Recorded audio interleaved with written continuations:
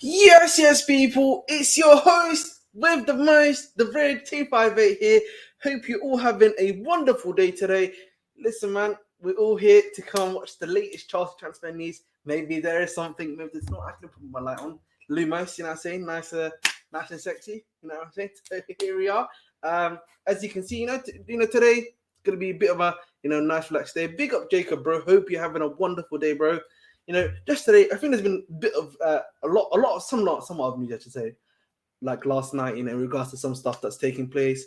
Still a lot more news in regards to outgoings that there are incomings, but it is what it is. We move on. Basically, big up Strasbourg, Steve. Hope you do well, bro. And I say big up to you. See you following our club. You know what I'm saying? Club number 2 over there. Hope you all doing well anyway. So, hey man, listen.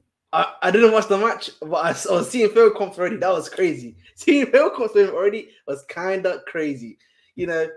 Listen, with me today to discuss some of the stuff today is, a good friend of mine, a good colleague. You see him usually on Casually FC, and it's Oliver, bro. Whoopsie. Have I got you in? Yes, I have. How are you doing, Oliver, bro? Not too bad. Just coming back from work.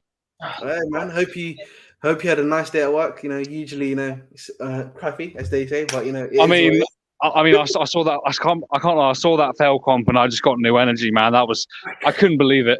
I can't believe it's a fail comp already. That was actually disgusting. It's like it's only his first day of pre-season, and he's got a fail comp already. I was like, raw.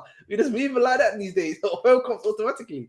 No, I don't even like hate on Mount like that, but god damn. I was like, raw, already you got a fail comp for him. It's like, come on, man. He cannot be that bad, surely. He cannot be that bad. Oh, it was bad.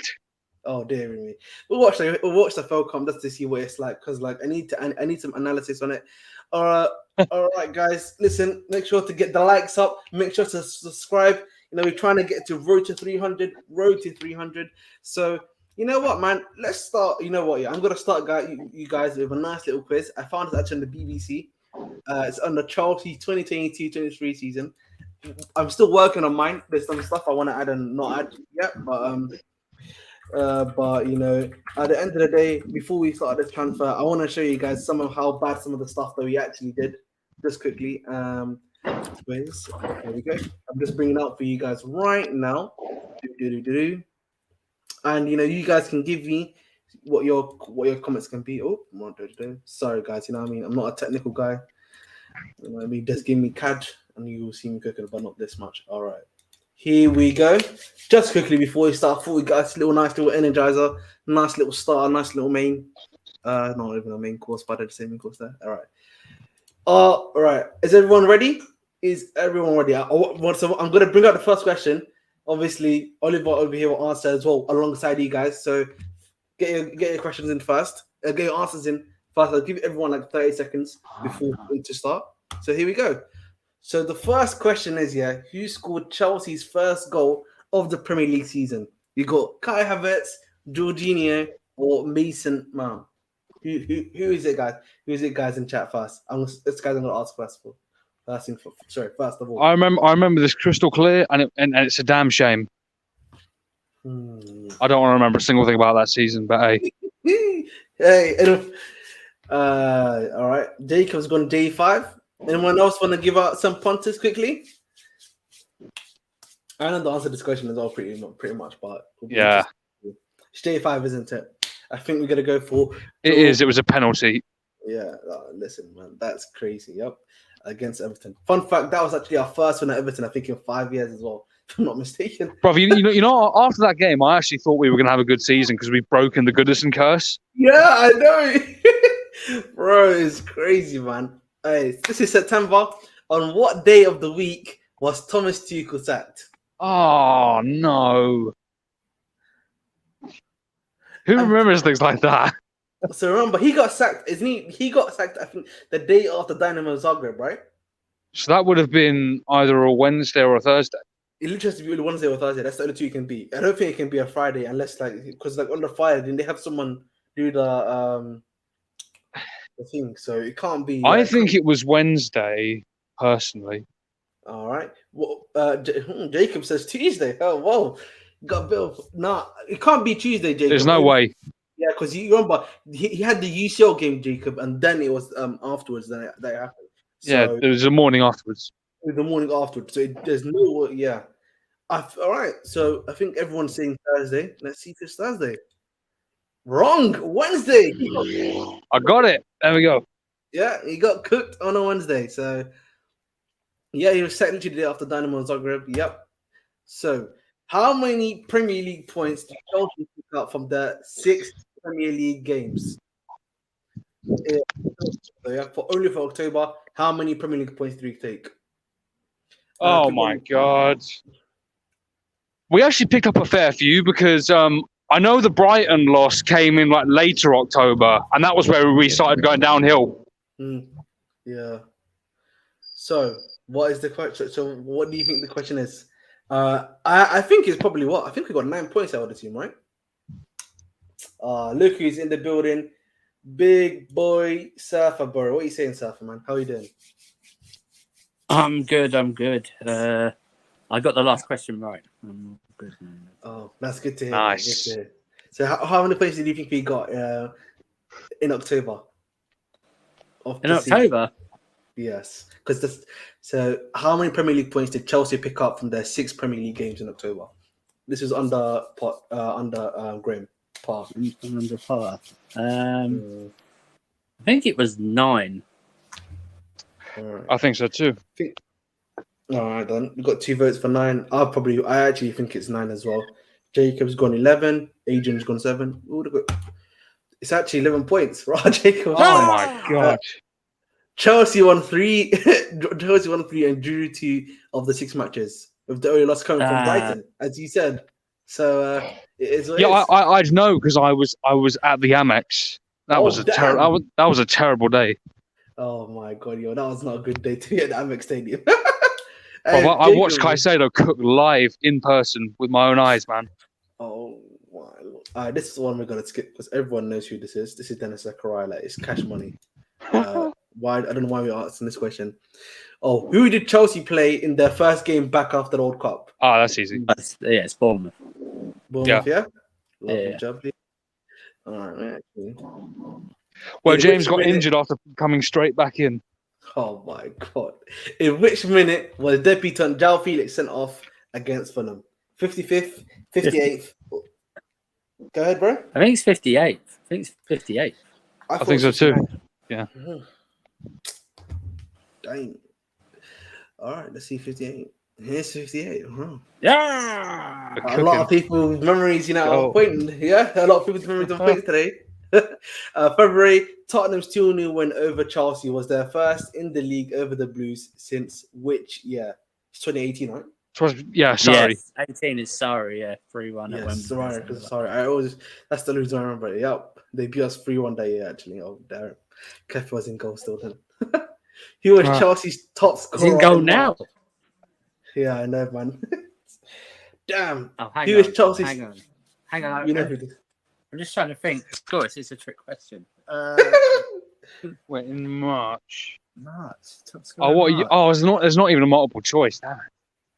Wait, who was? Wait, Havertz purple patch. It might be Havertz. It has to be Havertz, man. It is March Madness Havertz, man. It's the March purple patch. Yeah.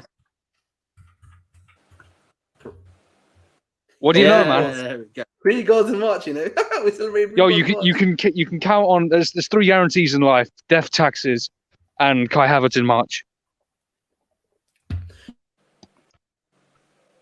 Graham Potter's final game in charge of Chelsea was against which club? Villa. Against? Oh, that's actually. Yeah, it's Villa. Was it Villa? We lost 2-0.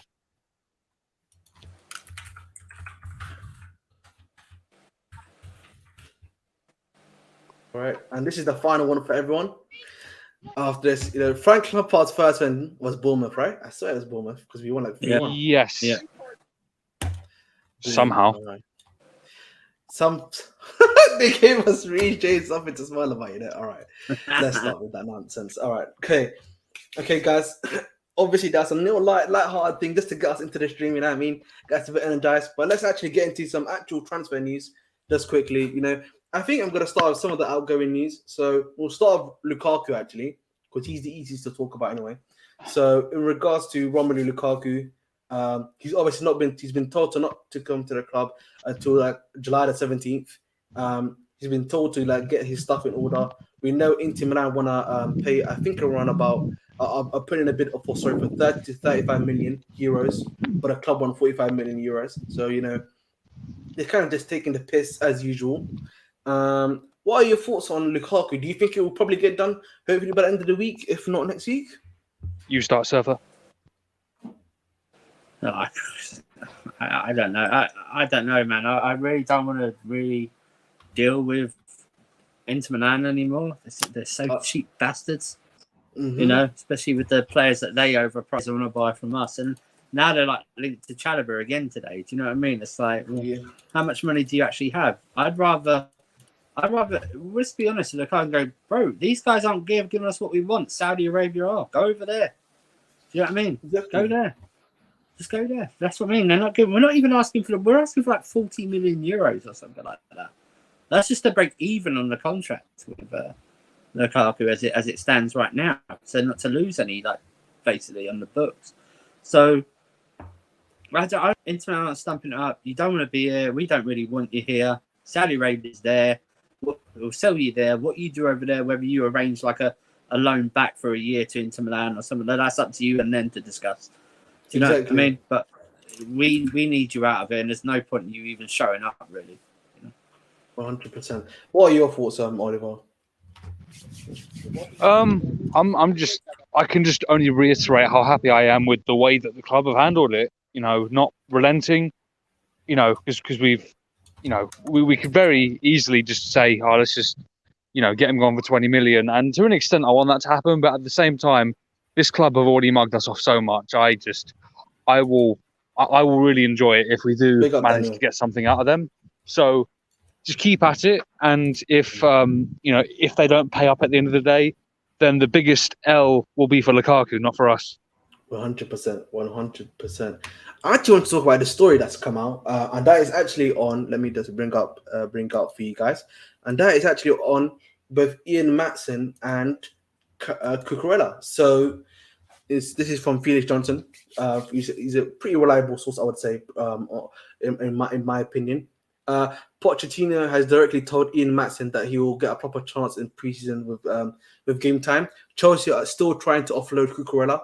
Been discussed with Juventus, who have long-standing interest. Interest is also coming from Newcastle and Atletico Madrid.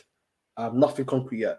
So I'm actually really surprised that I thought they would give Cucurella another season, but it does seem like they're trying to get him out too. So what are your thoughts on that, guys? Because I was actually really surprised when I read the Cucurella thing. They want him out essentially.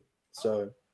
I mean, I'm surprised to an extent that he's not getting a second season, or that we're trying to move him on this quickly. But at the end of the day, I just don't see where he fits in a Poch system who wants flying, attacking fullbacks. Yeah. Mm-hmm. And Cucurella is better defensively than he is offensively. He doesn't offer much going forward, and he's more of a left centre back in a back three, which seems like we're not going to be playing a back three. 100%. So it's kind of the writing on the wall in a way. Like, I really like him as a player, but we bought him for Tuchel and then we sacked 3 managers after that. Like, it's just not gone to plan. And exactly. I don't really care what happens either way because it hasn't worked, and Maatsen might be better for a Poch system, but at the same time, I do like Cucurella, so I don't really mind what happens. Yeah, the thing with Maatsen is when I watched him, I watched some games with him at Burnley. He was really good at Burnley. That's one thing I'll give him. He obviously was a part of that Burnley side. I think that won the highest point tally in the Championship under Vincent Kompany. So it was a key part of that team anyway. So he seems like a good player. It'll be interesting to see if he does really well in pre-season. He might have a future at the club as a backup to James, which would not James, so to Chilwell, and it would be good competition. So, what are your thoughts on this surf as well? I'm surprised with the Cucurella thing. I thought he might be given a bit of a leeway since it was really an upturn. But then Chilwell signed a new contract. I don't know where I saw something today that Chilwell's yet to sign a new contract, but he did sign a new contract. So. He signed a 2-year extension, yeah. Yeah, 2-year extension. And Ian Maatsen, I mean, I thought he'd be actually one of the first to go, to be sacrificed this summer, because Burnley were going to bid. for him. Do you know what I mean? But yeah, exactly. there's been no room really. I presume if he's told, those rumours will back up again if he's told he's no going to be used this summer. But I think it's right the way that Poch usually likes to use fullbacks, because I think Cucurella is better as a wing back than an actual fullback. Might play into the hands. Maybe actually that's something that Poch might go. I've already got actual left backs here. The only thing is what do Chelsea do? How much are they willing to lose? You know, in terms of, because it will be a loss. Because remember, he's only been here 1 year. Yep. And how much can they get for him? Essentially. I mean, some of the reports I've seen have been as much as half. So 30 to 35, yeah, I saw that. Yeah. I heard Newcastle might have an interest for that kind of amount, which is crazy to me. Like I know. Backs, so. Yeah, they do, and I understand their need for it. I just think it's crazy that a player can lose value that quickly, but maybe that's just reality. I don't know. Yeah, Adrian, just quickly, Hall is getting loaned out. I think that's been already confirmed that he's getting loaned out for sure. I'm very sure on that one. But in regards to what's it called, Cucurella, I think the problem with Cucurella is because he bought him for such a high price. Because he bought it for like, was it 61 million in total? Wasn't it? It was like in total 61 million. 62 or something. Yeah, something like that. So, like, obviously the value he's gonna have is already gonna drop in half, even if we try to sell him one. I don't know. Maybe if the club does, because I think with him, I do think you can afford to take him out on loan for a season, and then try to hopefully actually improves his value, and then you can sell him on. That I think that might be the only other option I can see for the club to do. Maybe if they might be a loan with an option, no obligation to buy. Maybe exactly, that'll be it. Do you know what I mean? Like say to a Spanish 100%. Club, or maybe even like to Newcastle or something like that, or something. Yeah, that might be the thing that ends up doing it. It might be like a loan fee to subsidize, and loan fee, and then like a 35 to 40 million pound obligation to buy it, because then it sort of gets you nearer to the 60. It doesn't 1 year off in it, and then you're sort of probably looking at maybe either breaking even or just maybe a little bit of a profit with the loan fee and the actual transfer fee itself. So. Exactly. Now moving on just quickly. So you know, like how there's been this thing called like the bomb squad, or the guys that want to get out. So essentially, this picture actually, because I need to just take this picture out quickly. So you can actually see Hudson-Odoi is actually behind in this picture. So this is like the squad apparently that's essentially a part of the guys that they want to move on. And speaking on Hudson-Odoi, it's actually been revealed, I think, just recently that if I'm not mistaken, that Lazio are interested in him. And he's also a part of the squad that I spoke about recently. That that were told by July at 7 TV to start having like concrete like interest from different clubs, or getting yourself sorted out to be moved on. So we know we've had Crystal Palace previously, because obviously they just lost Zaha on a free, and now we're here in Lazio. I also like heard, if not recently, I think it was from the Athletic, that Hudson-Odoi was trying to agree, a contract termination, where the club would he would reduce his wages in half, and the club would pay the rest of his wages, essentially. So, it's interesting to see if that one. But what are you guys' thoughts on Cho? Whoever wants to go first?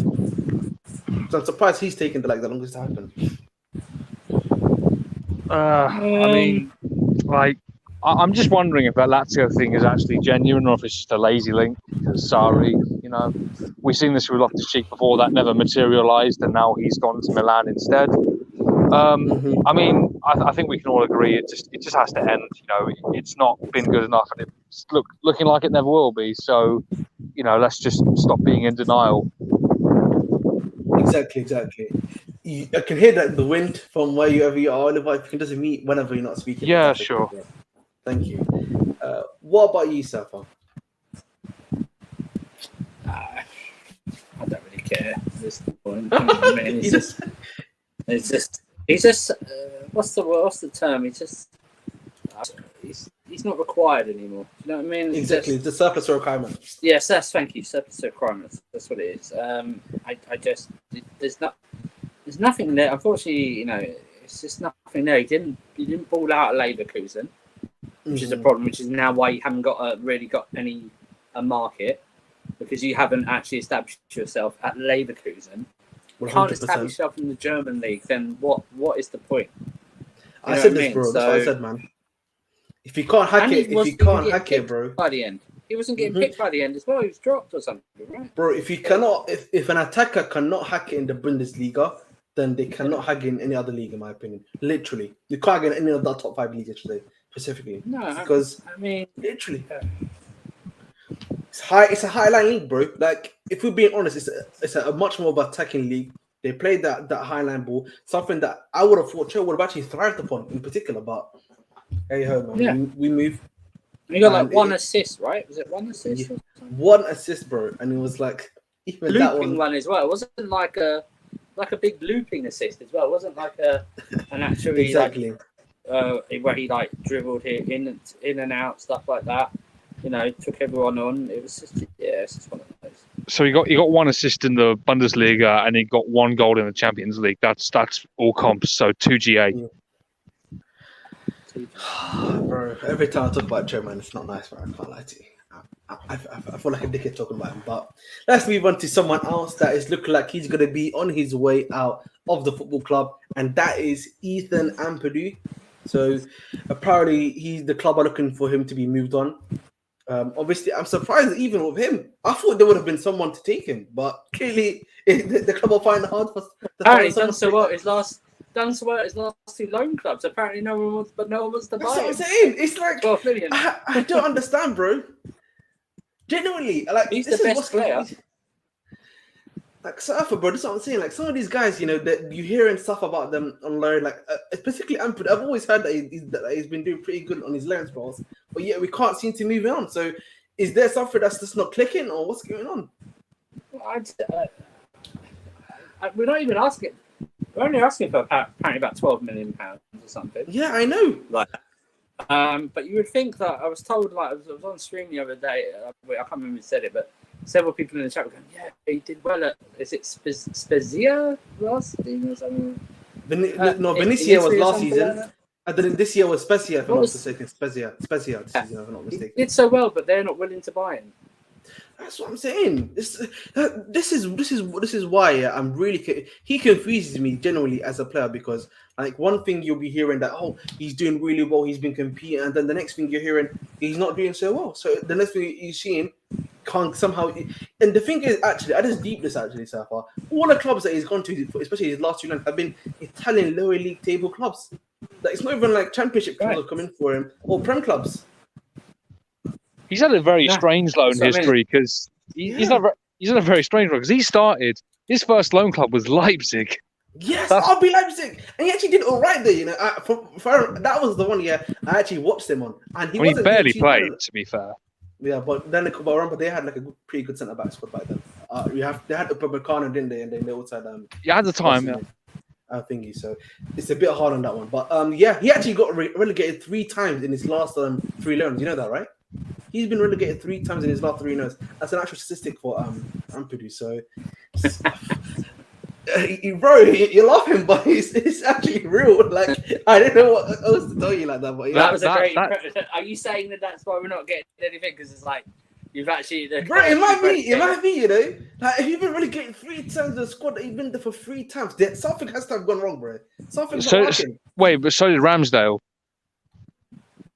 Yeah, but listen, I don't know what's going on. Maybe the judges just reversed for him. You know what I'm saying? But the thing with Ramsdale, though, Ramsdale was actually the best player on all the squads that he kind of got relegated with, if you're being honest. Whereas, I don't know if Ampadu is either not the best player, then that's why people are picking him. Yeah, that's what I'm saying to you. And then also, the fact is, on the final day of the season, he scored a goal and he own goal. He had an own goal on the other side as well, so... I don't know if we can't sell him why we don't try and... That's the problem. Probably can't even try to include him in one of these like deals with like, you know, someone. But I can't even think of who because they wouldn't take him probably. Like you wouldn't go. I will give you 25 million to Leon plus Ethan and piss off essentially. You know? Yeah. I think that's pretty much it in regards to when it comes to I believe the incomings. So the outgoings because I don't really think there's anything else. like they're still looking for a place for You got Aubameyang. Gallagher to Spurs. Did you? Gallagher? Oh yes, Gallagher to Spurs. You know what, man? I've got a special. We will be there. Listen, relax, man. It's kind of. Ahmed will be there with tears in his eyes. I'll be there with tears in my eyes. I'll let you know that right now, man. My Galadog is leaving. Galadog. No, Galadog, man. Right, what's going on, man? Why are you doing this to my Galadog, man? Nah, 1 second. I actually have the. It's with him, yeah. Honestly, I actually thought you might get a chance this season, but if Tottenham come in for him, actually it's going to be quite interesting. But someone's got. I read that someone is at least got to be 45 million. 50 million, bro. I Otherwise had he 50 stays. million. He's 50 million. Yeah, bro. Look, so Spurs have Conor Gallagher in their sights. Mauricio Pochettino is an admirer of Gallagher, and a deal will come down to whether or not he is deemed as he can be sold this summer. He could cost up to 50 million pounds. 50 million. If they put, I got to tell you right now. If they get anywhere between 45 to 50 million, right? That is a steal, man.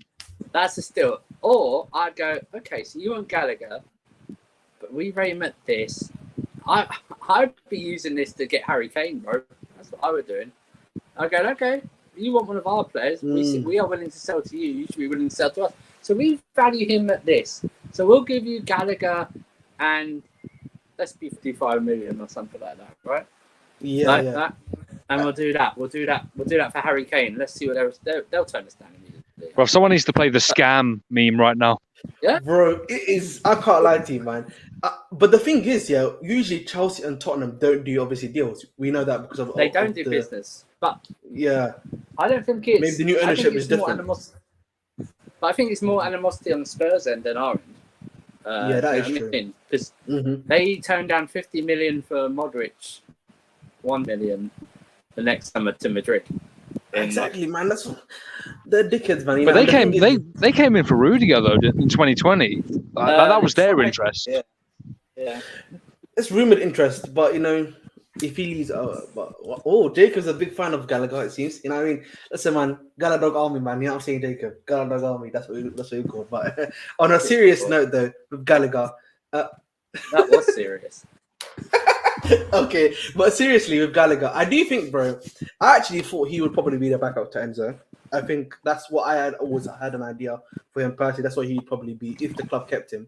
But if the club are willing to sell him for somewhere up to 50 million pounds and they can get 40 to 45 for him, honestly, that's a steal in my eyes, particularly in this market. I'll be wrong. Like, you know what they're going to do? Right? If Spurs are got concrete. Put a concrete offer in. It's no longer going to be near 45. It's going to be something like 30 million plus 5 add-ons or something like that. That's going to be that opening bid. We know it's going to be that opening bid. Even though he's a dickhead, isn't it? He's going to do. Yeah. But yeah, I just think honestly, I think the thing we need to watch very closely is a Pierre-Emerick Aubameyang thing, because Jez told me that he looks like he's going to be on his way out. If that guy definitely leaves, then I do think Gallagher probably will be. I agree, but I'm saying Spurs are going to come in ridiculously. Yeah. No, I don't think he's worth 45 to 50. So, but what I'm saying is like they'll come in with like 30 to 35, like exactly, that. Yeah. And I would say he's not worth anything more than that in my eyes. But they'll come in with a low ball offer, which that's fine. That's fine to do. I don't mind that. But apparently Jacob. Yeah. But you know what it is though, Safa. This is something I actually realized recently, was that with Gallagher, it's because of the fact that Everton bid that 40 plus 5 million add-ons for him in January. That's why that price is kind of stuck onto him. Now, much like like how with Southampton, they're demanding 50 million because we were willing to pay 50 million for him in the summer for Romeo Lavia. So that's why that price is essentially stuck onto him. So there's the English tax as well. It's English tax. Just on the English thing as well, like you see, Arsenal have just gotten Rice done, so that's set a benchmark for a top level English midfielder. So it kind of sets a benchmark for the rest of the league in terms of if Gallagher's this much worse than Rice, then he's worth this in a way. To be fair though, if Mason Mount in his final year of the contract is getting brought for 60 million, right? Then you could probably make the argument Gallagher is a similar profile to him, getting sold for 45 million makes sense. With I don't know how many years left. Gallagher's even got in his contract, to be honest. So I think he's got 2 or 3. So remember he signed a new I can have a look. before he went out loan to Crystal Palace. yeah, let me have a look for So you. he's either got 2 or 3 there. Coming up right now. Gallagher signed a 3-year, 7.8 million contract with Chelsea in 2023. Regard that last comment, Adrian. Yeah. he's clearly trolling. I know he's trolling, but it's alright. Yeah. But Yeah, Gallagher's 2025 expiry. so he's got 2 years left on 2 the deal. years. Yeah. To be honest, bro, if you do get that style of money for Gallagher, bro, even no matter what happens, it is still, in my opinion, a good deal in my eyes. A good deal in my eyes. So Did you Get see that the full-time- midfield? Did you see the site that we currently have? sorry, bro, what did he say? Did you see the midfielder list? I think it's either on the website or somewhere else. It's like Yeah, I saw that. I saw the midfielder list. It's Yeah. like Cho, Andre Santos, Fernandez, Gallagher, Kane, Chukwuemeka, and someone Tino Andrin. And I was Hey, like, listen, yeah. Chelsea. who's Let's gonna not go be out counting on these wingers. I know, I actually they saw count this. wingers, I'm yeah. gonna bring it up for you guys. So let me bring no, this up. because they count him they count Cho as a midfielder because he played as most a of cam. Leverkusen as a cam. Yeah. They didn't play him out wide because they had like Thuram and not Thuram, Diaby and someone else. Mm-hmm. I'm actually bringing this up right now. Chelsea midfield currently. I didn't put Castlelegg wasn't on there. Oh, really? He wasn't on there? Is this the actual list? Is this the actual online list, or is this somewhere I else? saw a picture from Kai's tweet. That was it. Oh, was it on Kai? Oh, yeah, Kai. You know. I know. Actually, that might be a bit easier to find actually instead. But it must be because they're all English. Actually, I think that's why. I think that's why he's on. No, there was Andre Santos in there. There was Andre Santos. Fernandez. Was it? No. All right. Yeah. Let me see. Kai, where are you, my friend? There you go. Oh yeah, I've got it now. All right, let me just change screens quickly for everyone to see.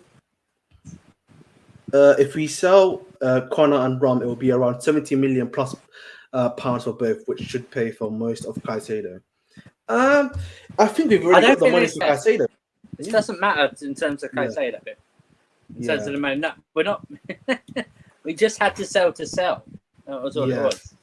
Yeah, so this is the actual list, guys. So you've got, let me remove this so that everyone can see. You've Odoi, Gallagher, Andrin, Chukwuemeka, Fernandez, Santos. Wait, isn't Andrin a fullback? I thought Andrin was a fullback. No, he's not a midfielder. Oh, is it? Oh, I'm confusing with someone else. There must be someone else I was confusing him. I always thought he was a fullback. People actually think he's a winger because he played one game in the Champions League on the wing, just as a makeshift. Okay, that's maybe why I actually got confused with it. But yeah, that's the actual. Damn, that is crazy. That is actually nasty. Yeah, we need midfield depth ASAP. I'm being so real. But actually, look at the midfield depth. Let's speak on that because, there's not that much in terms of midfield news to talk about other than Caicedo.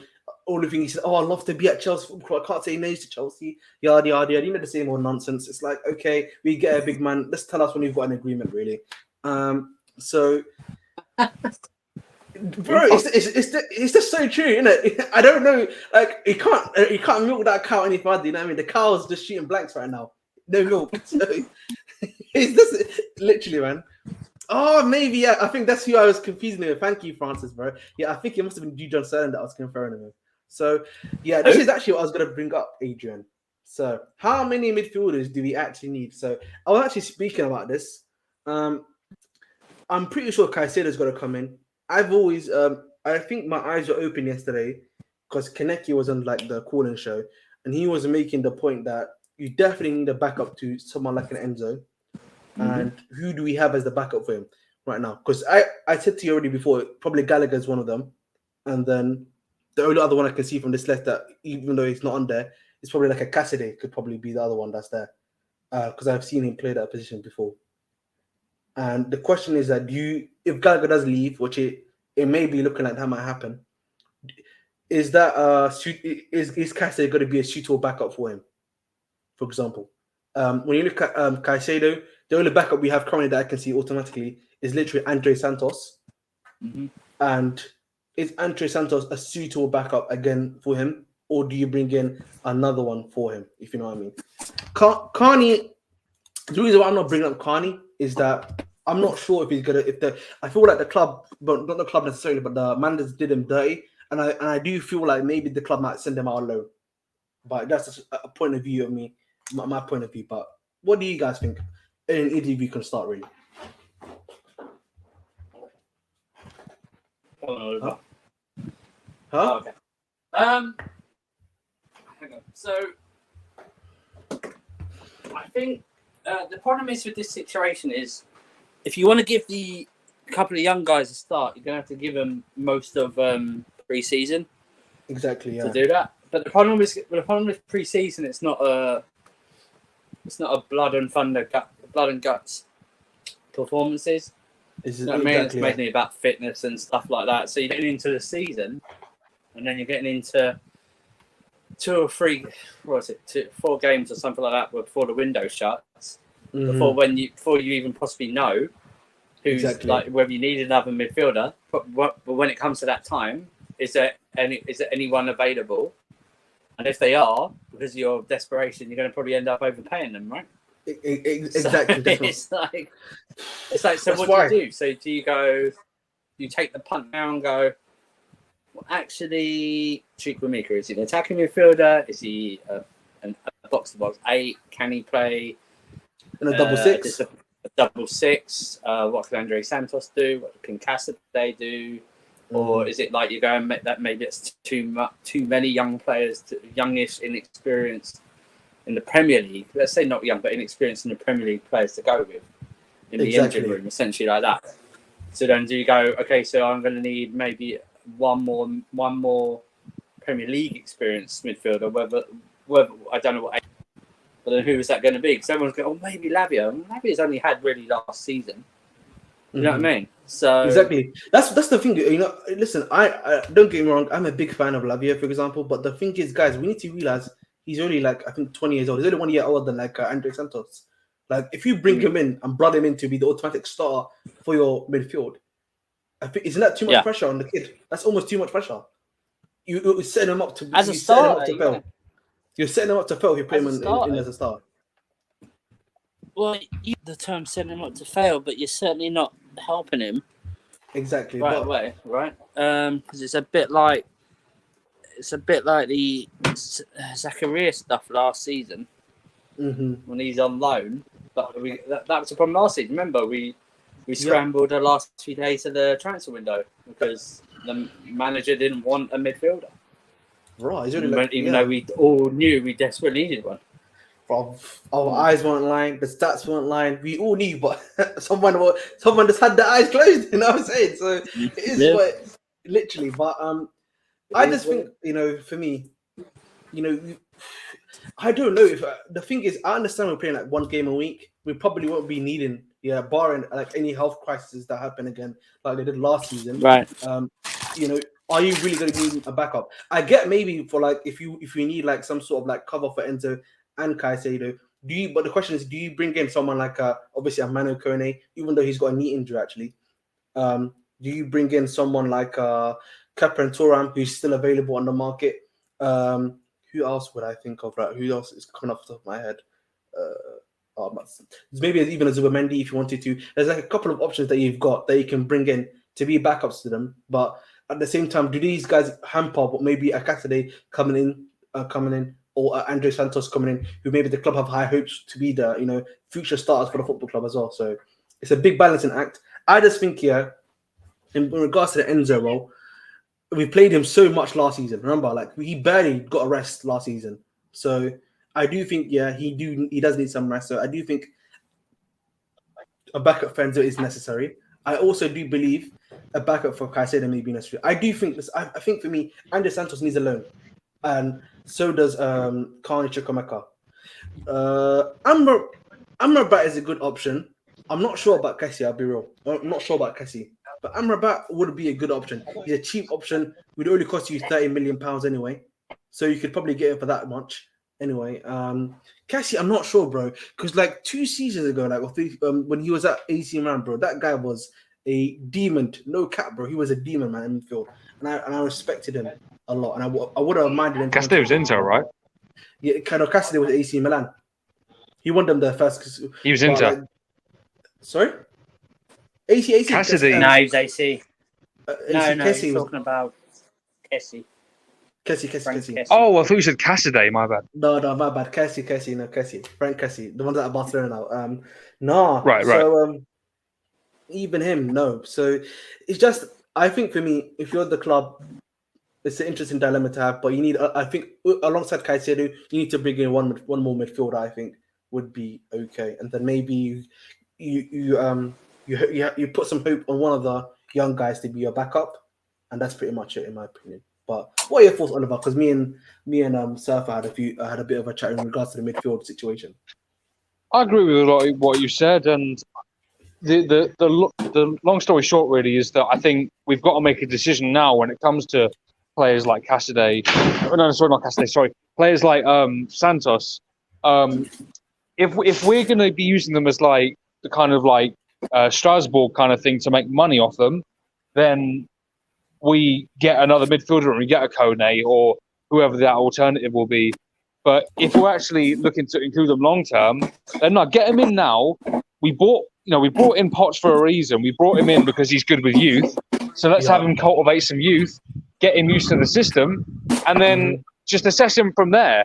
Exactly. As much as it might seem like a rushed decision, we've got to decide now because our season depends on it, and even our midterm future depends on it. I think Curry Pirate. The issue with this Curry Pirate is, let's say Caicedo gets injured, for example, right? Do you think Andre Santos is going to have the relative experience enough to be able to do the job that we need him to do? And if your answer is no, then then we have a problem. We have a problem, pretty much. And also remember, the thing with the Premier League is, the Premier League is a very unforgiving league. I'll be real. A lot of these mid-table clubs now, a lot of these lower top table, lower team clubs, their midfields are very strong midfields. A lot of these teams are quite strong. Maybe one or two of these guys might not be great, but if you're not strong enough, then you will be caught out straight away. And that's one thing I would give the league. The league has become a lot stronger recently. So, do you want to take a risk on like a young kid? Is the problem? Well, it kind of seems like we're doing a lot of that anyway. Yeah. So, I think the thing is, Francis, and I think the point that Surfer made, which I think is also valid, and I think is quite valid as well, is that pre-season, for example, I think the first game is next week Wednesday against Wrexham FC.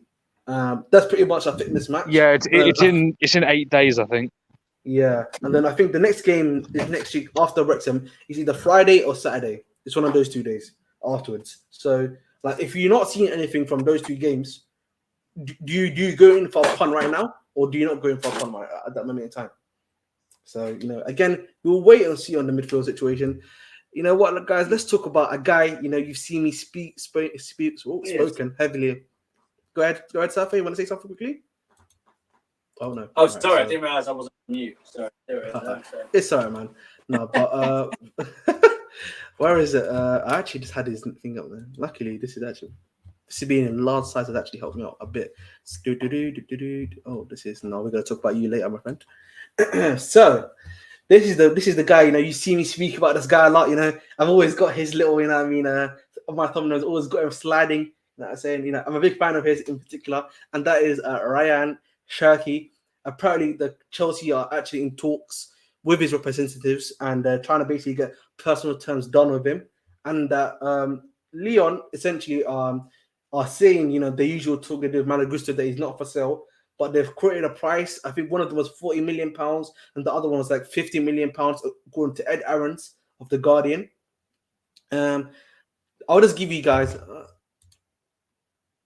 Hey, man. Shout out, Javi, bro. Hope you're doing well, bro.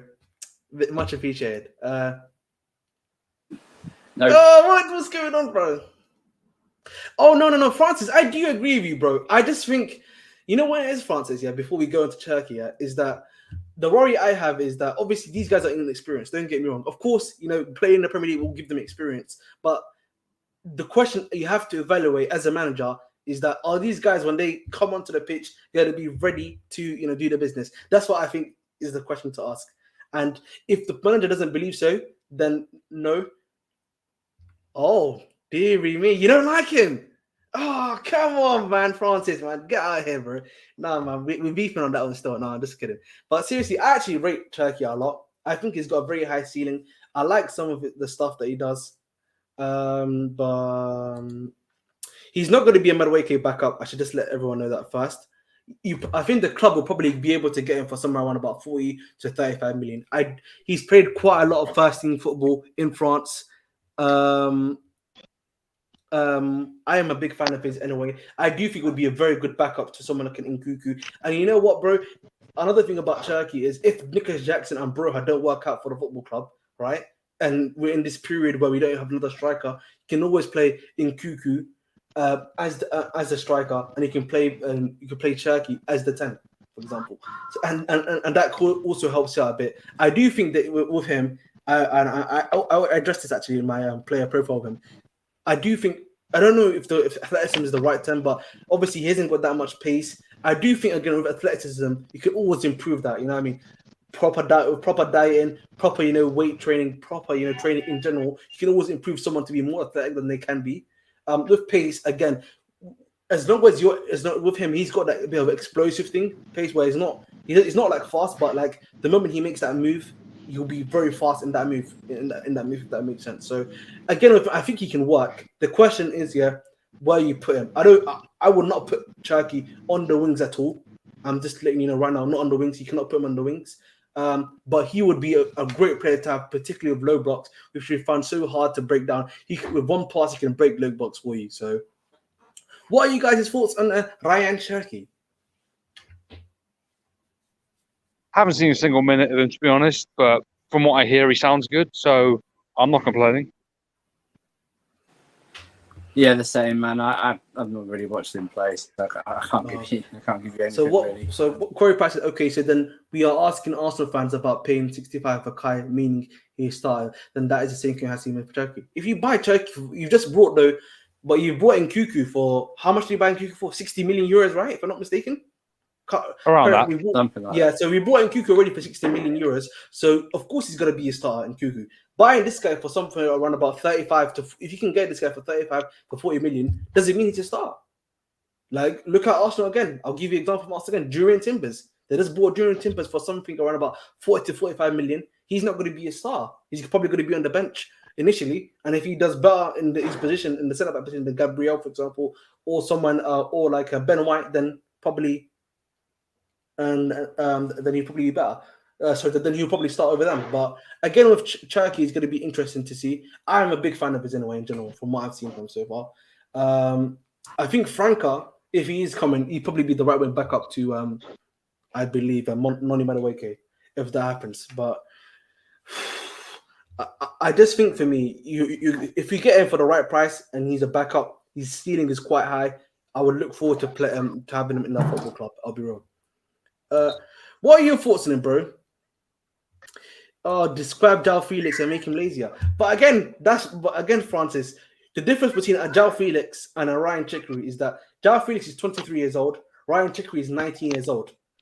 Right? You can actually like train the laziness out of someone. There's actually a way to do that. You can train them up. If you're under the right coach, you can even yeah, but again, I do agree with what you're saying, Curry Pyro, quickly. But the thing is, Chelsea and Lyon have a good relationship anyway with the Malo Gusto deal. So I'm pretty sure Chelsea can get a good, what's it called? Chelsea can get a right value for not right value. Chelsea can obviously get the right value for him, and then it's not really an issue there of the money. And also, like, at the end of the day, if you're Chelsea Football Club, you want to be, they want to get the best talents out there. He's one of the best talents out there to get. Simple as. Yeah, even if he's 20 in the next month, Francis, bro, 2023, you still got 3-year gap difference, 3 years left of development. You can by the time he's 23, he could be a bit more athletic. Yes, the pace might have a bit more, tiny bit more pace, but it doesn't really matter. Yeah, so I just don't see the issue there. Yeah, but again, like this, he's playing for Leon, bro. Like, if you're being honest, is the manager putting pressure on him to do this sort of thing as well? That's something else we have to ask. If the manager's not putting pressure on you, if they're not, if something's not working, again, then then there may be issue happening there. But again, as I always say, as long as he has the right manager, he understands the system, and you also obviously have that discussion with him, or obviously you have that training schedule with him. I don't think that necessarily is an issue for me personally. Again, again, it's about having the right structure. Leon's structure, don't get me wrong, it's a good structure. It brings out a lot of kids, but at the same time, I don't think the manager's been helping him out, and improve in what he's trying to do. So they did. They don't know that much on him, Francis. That's the thing. So that's why I'm asking. That's why I'm speaking to you, bro. Oh, the reason why before I finish out. What do you mean? No. I'll show you the stats. Sorry, I'll show them the stats quickly. But before I finish, you can go on, Surfer. The thing is, they're under FFP rules. So the France FFP basically have control of the front of Lyon's books. And the thing is, with they control the wage structure, the incomes and outgoings. So as long as there's like a deal to be made, they will basically push it through on Lyon. They will put on Lyon to basically sell the player. So it's as simple as that. Go ahead, Surfer, bro. I'm gonna bring up some stats, just to give Francis his side of the story quickly. I've said this multiple times. I barely watch some Premier League games. You know what I mean? I'm not gonna watch a Lyon game. You know what I mean? Even in Europe. Do you know what I mean? So, and I didn't watch much the under-21 tournaments. You know what I mean? So, I don't know much about Turkey. I've heard it, here and there, something like that. He's like, you want to say lazy, but is it just the way that Lyon have allowed him to play? Exactly. Not all attack back either. You do know that, right? Sorry? I mean, not all attackers have to do both sides of the game. Exactly. Like defensive and that. I mean, surely that would be more of a point of, you can do some bits in here and there, but I don't remember Eden Hazard tracking about that much. You know what I mean? I'm not saying he's Eden Hazard, by the way, and stuff like that. And Juan Mata didn't have the pace to really track. I know he did a job out wide sometimes, but it was really pointless because he didn't have the pace to do it. So 100%. If he's coming in, he's not coming in to start really that much. He's going to be, like you say, he's going to be part of the squad. So, well, he's going to have to earn. So ironically, he's going to have to earn a place. Exactly. And also, like, we had Kante as well. Oh, okay, and I think I understand what Francis is trying to say. Okay, so this is your defensive stats quickly. Obviously, it's not that great defensively. If your defense has got enough pace and enough strength, they can make up for you 100%. If the attacker isn't moving, But again, Francis, I agree with you. If his output improves though, then do we need to worry about his defensive actions at that point? I don't think so. Yeah. So that's the thing I was saying. I'm just going to pop off and get some dinner now. But just a bit of more self-promotion. Cash FC stream tonight from 10. Of course. So I'm sure you'll see all of us there. But, later.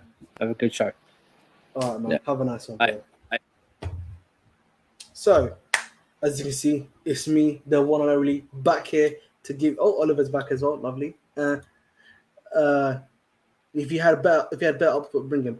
No, but again, he's only 19 years old. Like, I think he's turning 20. I think it'd been a bit too harsh on him, bro. If we're being honest, like, if you look at who he's playing behind, Lacazette.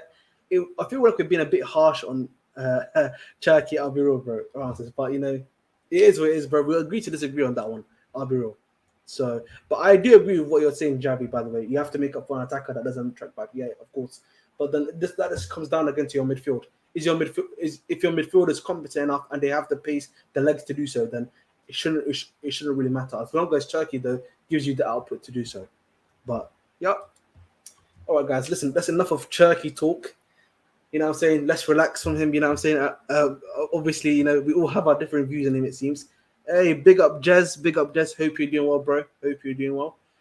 Let's move on to, listen, guys, this is a theory that I told So this is a theory, guys. Remember the theory I told you guys, yeah, that after Nicholas Jackson, I had a feeling that we weren't going to be getting a striker, and that the club may do a situation similar to what they did with similar to what they've been trying to do, where they would wait until January, assess if Nicholas Jackson and fair enough, Francis.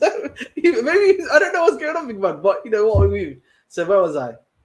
It was similar, as I said, with the striker situation where they would make Nicholas Jackson and Broha the number 1 and number 2. They would work all the way to. Thank you, bro, Jess. I hope you're all doing well as well. Exactly, yes. That is something I agree with as well, bro. If they're gonna win the game, then they shouldn't need to, bro. That's what I'm at the end of the day. If they provide a DNA, it shouldn't be a problem in my eyes. So that is what it is on that one. So going back to what I'm talking about here, the striker situation. So when it comes to the strikers, as I said before, I had a feeling that Nicholas Jackson and Armando Broha would be the number 1, number 2, all the way until January. And that if they weren't doing so well, or they weren't providing enough output, that we would go in for someone like Ivan Toney, who would be available in January after his 8-month transfer ban. And then you can probably bring him in. And would you know it? Shock horror. I was right, ladies and gentlemen. You know what I mean? I don't like to, say I was wrong, but I was right on this one. Apparently, Stanley is trying to push a plan and reach a consensus with other directors to move for Ivan Toney in January. Sources close to the player confirmed that Stanley has been speaking to Tony's camp since May. It's his direct plan, and Toney would be open to a move. Paul Stanley. Oh, let me increase that so that everyone can see this as well. Paul is trying to convince the rest of the hierarchy, but the elite striker list for the summer still remains as the 3 names revealed. So that's Vlahovic, Kolo Muani, and Lautaro Martinez. Vlahovic is liked by a different director and Pochettino directly. Lautaro interest cooled after Inter's asking price and bids for Lukaku. Chelsea think Inter have overvalued their players and undervalued Chelsea players, and told strong words were had. So I think, as I said to you before, bro, if Nicholas Jackson cooks in pre-season and Broha does a really good job coming from off the bench, then you're not seeing another striker, bro, until January, if not in the summer, bro. And that will be Ivan Toney when he comes in. So that's pretty much it from my point of view. What are your thoughts on that, Oliver? Sorry, I was just paying for my shopping. Can you ask the question again? No, I was just talking about basically, obviously, it seems apparently there's been some news that's come out literally that Ivan Toney essentially is going to be Ivan Toney apparently might be looked at in January, and that the main head, Paul Stanley, is looking at doing so, doing that essentially, and making Nicholas Jackson and Broha the main strikers up until the January essentially. So what are your thoughts on that? I mean, I trust Paul Winstanley. You know, his hit rate since becoming one of the co-directors at Chelsea, it's been nearly flawless. The only player I'd have a question over is Mudryk, and besides that, the signings have been perfect, the sales have been perfect. So he has my blessings, in all honesty, and I've said it on your streams before. I like the player. If the club feel like he will be good enough without game time until January, then that's fine. If they feel like his character is good enough, then that's fine. You know, it has my blessing. Mm-hmm. All right, man. Listen, that's what I've said to you before. We need that to get done as soon as possible. You know, I think for me, I told you guys before, Ivan Toney is my pick for striker. You know what I'm saying? I love that. I love him as a player. Oh, come on, Hassan, bro. What are you trying to say? You think Ivan Toney's a fraud? Come on, bro. You don't like Ivan Toney? I actually really like him. You know. I think for me, he's a lot more of a complete striker. Yeah, bro, we need that because, listen, I don't want Vlahovic in the football club, bro. I'll be real. We can't have... I've said to you guys before, I think Vlahovic, some of the stuff that I've read on him, particularly his weaknesses, ain't good enough, bro. Ain't good enough, bro. And then you look at Kolo Muani, similar profile already to someone like Nicholas Jackson. So there's no point of bringing in 2 similar profiles to the football club because, like, essentially you're not going to be able to change up the game. And then you've got finally Lautaro Martinez. It just seems that we don't want to. Lautaro Martinez. It just seems that, you know, the club does not want to, you know, have any battles or issues in regards to Inter Milan. They're tired of them. I actually think after Lukaku, they are not speaking of. They're not dealing with Inter again. They are not dealing with Inter again. Yo, I've been hearing that, bro. I've been hearing a lot. I don't know if all of us heard about this, bro. Like, have you been hearing like this Vlahovic and Lukaku like a comparison? I've never seen this before, bro. Like, it's really interesting. Oh, I don't think you can hear me, but we'll move on. But yeah, bro, this is something that I've said before, but it's really interesting. I'm surprised that the Vlahovic and Lukaku thing has been quite mixed up a lot, Francis. Unless you want to like kind of explain that to me, then I'm not sure, because from what I've heard, in transition he's not even that great. Like, in transition he's a bit he's not as good as Lukaku, because Lukaku, the thing about him in transition, bro, he's running the miles. He's like a bulldozer essentially. Oh, his first touch, and I was like, okay, then that makes sense, because I was like, I'm not sure I understand that. Yeah, that's something I heard, bro. I heard about that as well. So it's a strange comparison for me, because I've heard certain Twitter tacticos saying that Vlahovic could be a complete striker. Oh, dearie me, guys, I got some breaking news. If Surfer was here, he'd be going up and down the window mountain, you know what I'm saying right now, because, yes, that's exactly what I was going to say to you. But, lads, you're going to like this news. I'm loving this news already. So,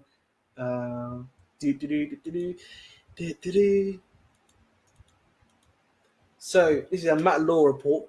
Matt Law DT on the Londoners Blue Pod. Yes, you should actually give these guys a listen, They actually get like a lot of these journalists on, the top tier journalists in particular, and they have like really good connections. So shout out Londoners Blue Pod. That's the one thing. I'll give them that, and I actually like listen to the post-match reviews. They actually do good post-match reviews as well. So shout outs to them. Apparently, I know Matt Law said that. I know in the last 2 weeks there's still been conversations about Mike Maignan, which leads me to believe that the whole goalkeeping thing hasn't been completely left alone. So well. That's all I'm saying, bro. What if the club is really gonna go after Mike Maignan? We're gonna see, basically. You know what I'm saying? So if they've been talking about him in particular, that's gonna be fairly interesting indeed. Because as I said to you before, guys, Kepa, bro, he does not fuel me with any hope, bro. The guy's been here for 6 seasons now, and respectfully, I just don't think he's it, man. He's not top tier goalkeeper. And if Chelsea are serious with the way they've been moving recently about rebuilding their spine, GK is number one, man. GK is number one. And Mike Maignan, as I've said to you guys multiple times before, he's the top 3 goalkeepers in the world, alongside Courtois, alongside Alisson and him. And I think Edison's like in the in-between level in my eyes, even though I do think he had a really stellar performance in the World Cup and in the Champions League final. I do think, bro, he is in that 3, bro, the top 3. So getting him would be nothing more than a coup, bro. Would be nothing more but still. So I would love him as a player. So it is what it is. What are you guys' thoughts, man? Would you want money at the football club? In general, come on. Man, bring him tomorrow. Like I know I defended Kepa in the past. I said he's good enough for top 4, but if Mainyan's on the table, no one can be deluded enough to turn that down. Exactly, bro. You can't be deluded, bro. We need them, bro. Well, wasn't he? If I'm not mistaken, Francis, you can help me out on this one. I'm pretty sure wasn't he not injured for like a major parts of the season though? So I do think part of that was probably because of injury recovery anyway. So I feel like we should definitely give him the BOD on that one. If I'm being honest in regards to that. If you're moving on, I think I've still got a few more news offers to give you guys. A few things to tell you guys to cheer you up. Yeah, he gets injured every year. Let me look at his injury history quickly, because I'm pretty sure his previous injury history was a hand injury or like an arm injury, but right every year, hopefully it doesn't happen here. Maignan injury history. Oh, link. Oh, if you want to speak, do I don't think I have you on Twitter, Javi. Let me see, bro. If I have you on Twitter, I'll send you the link. Give me a sec, bro.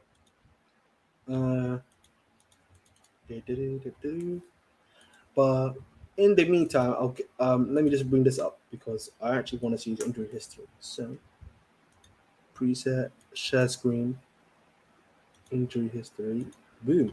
So this is Mike Maignan's injury history. So, this year he had a disrupted calf muscle that took him up for 4 months. November, December, January, February. Yeah, that took him up for literally 4 months, bro. So that is kind of crazy. Literally.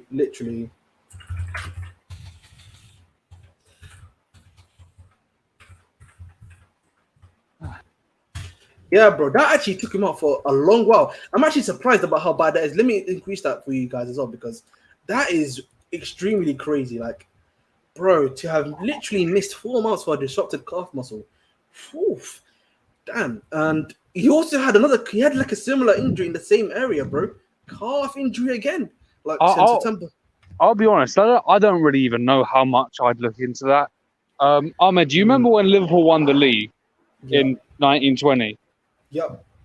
Alisson was injured at the beginning of that season. They played Adrian. They beat us in the Super Cup, and they started their season like amazingly. Yep.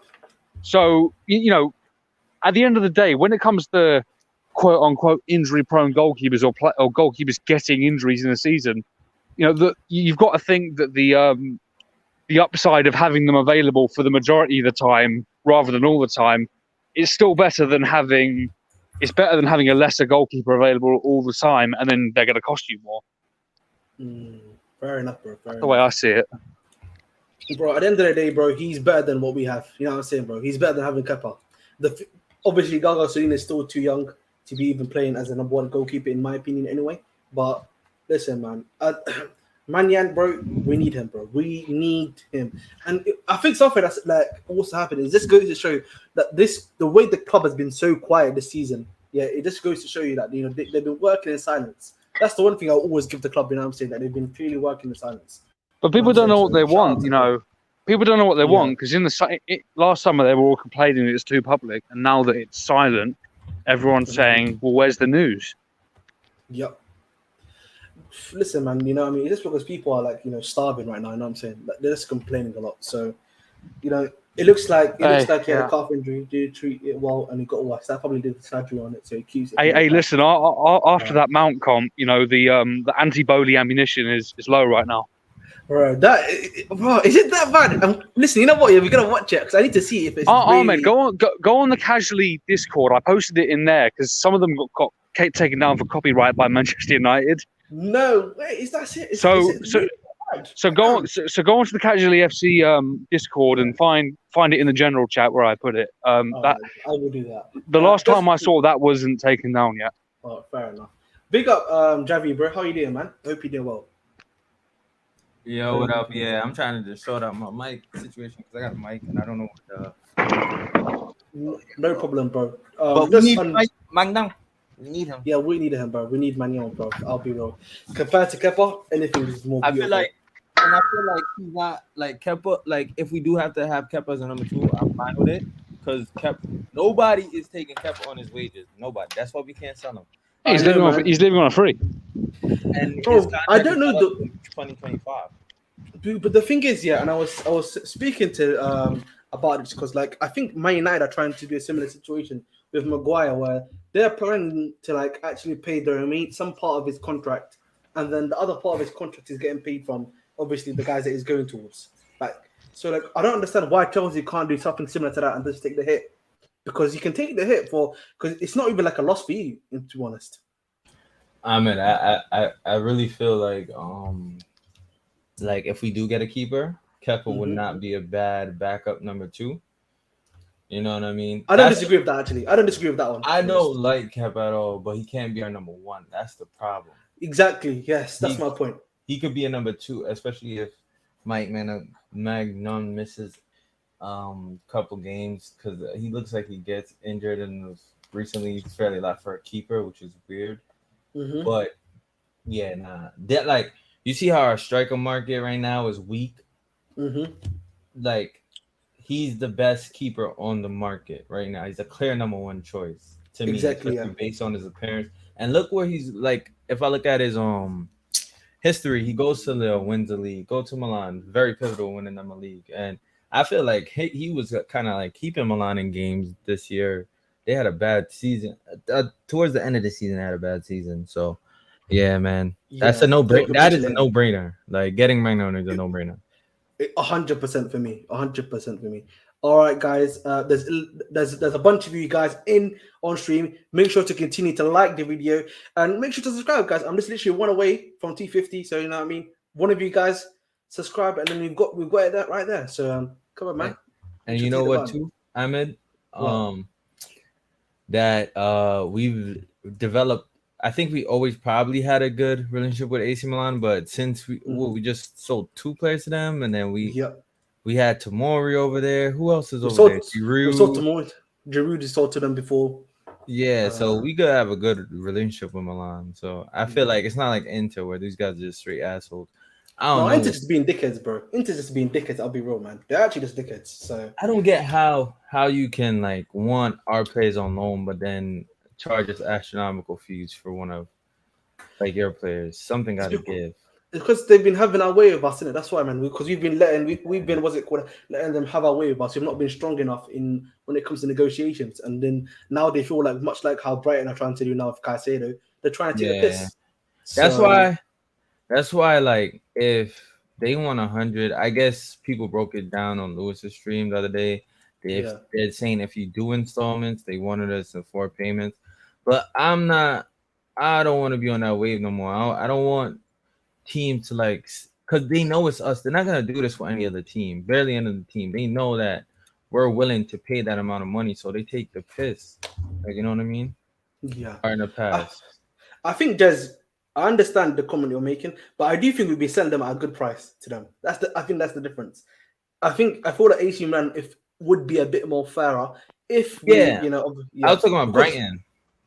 Brighton's different. Yeah, Brighton's different because we actually gave them like someone like a Billy Gilmore, even though I don't rate him personally. I know the others around Chelsea do rate him a lot, and we actually sold them to him for a good price. We even gave the Lever Cole on loan as well. So Lamptey's another one and he was actually pretty good for them, but obviously he was quite injury prone as well. So he got that injury, and I feel like we'll do business with them again, and we have a good working relationship. But they don't care about that. They know they're gonna fleece us. They're trying to, and some weird reason for me, I feel like teams purposely trying to fuck up our preseason and fuck up our rhythm. I don't know. It could just be in my head. Like you just want this to drag out, so we're so unsettled going into the season. But I could just be a rational thought of mine. So.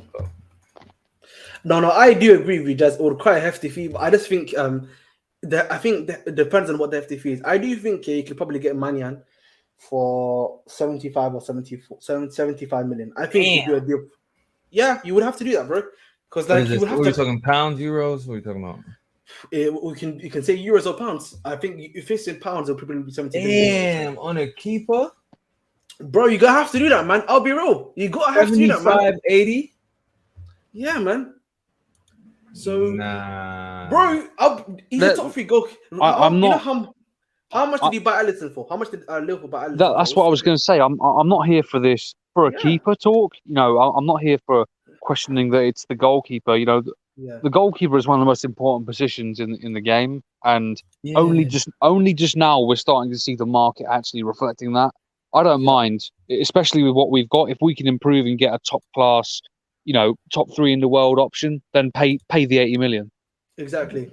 Nah, bro, I'll be real, man. Goalkeepers don't go for that much. I know they usually don't, but the reality situation is 60. But the thing is, Javi, look at it this way. The market for I think world class players, I think particularly in the last few seasons, has become like a very small circle. Like it's very hard for these guys to go out. And because of how inflated the market has become since the Pogba deal, and then obviously moreover the Neymar deal, then the Mbappe deals, and then the Dembele deals afterwards, it's inflated the market to crazy levels. So you know what? Even the goalkeeper market, for the goalkeeper market specifically, you can only blame Chelsea actually for that because we paid a 71 million release score for Kepa, and that's why goalkeepers now. Yeah, that was a mistake. I wouldn't blame us. Like, yes, we did that, but Liverpool literally paid. Liverpool paid 70 for Alisson. Like it was like it was literally a single-digit £1 million difference. I thought we did it before Liverpool. Wait, Liverpool paid 70? No. Ahmed, Alisson was the record before Kepa. Oh, was it? Oh my god! I thought it was the other one. Yeah, you said £70 million. Yeah, £70 million. I remember. Yeah. Oh my god. Yeah, bro, that's what I'm saying to you. Like, people forget Liverpool, bro, been breaking records, man. They even broke the no, it wasn't them. It was actually United that broke the defender record. Sorry, so I thought Van Dijk was like 70. I forgot Van Dijk was 75. Yeah, he was the record before Maguire. Yeah, he was record before Maguire. You need money to function. But yeah, listen, I'll be real. 75 million for him, bro. I think you can get him for 75 million. And then obviously you can, if you structure it right, you can pay that over a few years. And I don't think AC Milan are going to be dickheads like Inter Milan. That's the only thing I'll give them. Because the fact they've sold players to them before, and now we're actually approaching them to buy a player, there's a discussion to be had anyway. Thing is, they have a right to be difficult about it though, because they don't have another goalkeeper in their squad. Yeah, I heard about that, but listen, if you give them a lot of money for him, they can find their own goalkeepers for them. That's Ahmed, you see how much you're quoting? That's an offer they can't refuse. When are they ever gonna get that for a keeper ever again? Like, it's gonna be hard. No. That's what I'm saying to you. But the reality is, that's the mark we're in, bro. That's the mark. They probably could have actually for Donnarumma, but they lost him on a free. Yeah, they lost him on a free. Yeah, that was retarded. That's retarded. That was crazy. I'll be honest, but then again, that's their fault. But that's like us losing Christensen and Rudiger on the free. That was borderline stupid. Mm-hmm. The other thing that I will say with the market situation stuff, Maignan probably is the top 3 goalkeeper in the world. Like, I don't think anyone here would disagree with that. Like, it's probably between Courtois, Alisson, and him, in my opinion. And then maybe you can probably put Ederson in there. But as I said before, I feel like Ederson's in like the middle ground between the top, between world class and like a top player essentially. So, all right, thank you for the information, actually, Corey Barrett. But yeah, man, I think that's pretty much all the goalkeeping news. I don't think we have any. Do you have anything else that we need to talk about? Yeah, Chiesa actually got offered to us, by the way. I don't know if you heard about that stuff. Yeah. Okay. So I don't know what Chiesa as a. I don't know, man. The thing with Chiesa is that because he's had that injury, the ACL injury, and like when I saw him coming back from his injury, he seemed all right. But would you guys take Chiesa as a right winger for Chelsea? Nah, don't think so. Probably not. I don't know. I feel like he had that good season where in the Euros and that season where he scored against us, but I think he kind of fell off. Like, when I look at his game, I don't like. He used to be. I think the injury kind of slowed him down, but he don't really got anything too crazy to be like, yeah, let's get him. You know what I mean? Fair enough. And you know what, guys? Usually I know we talk about Chelsea here, but I want to do a little funny story. This guy has been linked to so many clubs. This guy was the ultimate, FIFA career mode merchant. He was always getting sold in FIFA career mode, but in reality, he was never getting sold. And that guy is Milinkovic-Savic, bro. He's actually finally been sold to a club. He's been sold to a club at last. He's going to the same club as Koulibaly. Oh, actually. My God. So, hey, big up. Are you kidding me? What do you mean? Yeah, he went to Saudi Arabia. Listen, man. He finally got his transfer, bro. So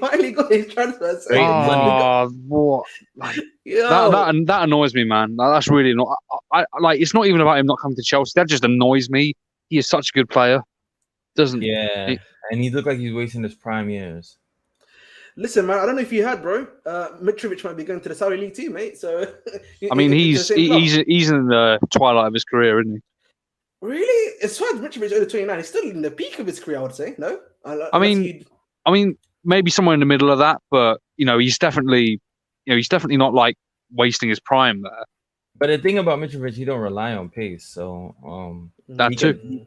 He could extend. Hey, it's big like up Kai, bro. Big up Kai. They don't. Oh, speaking of Kai,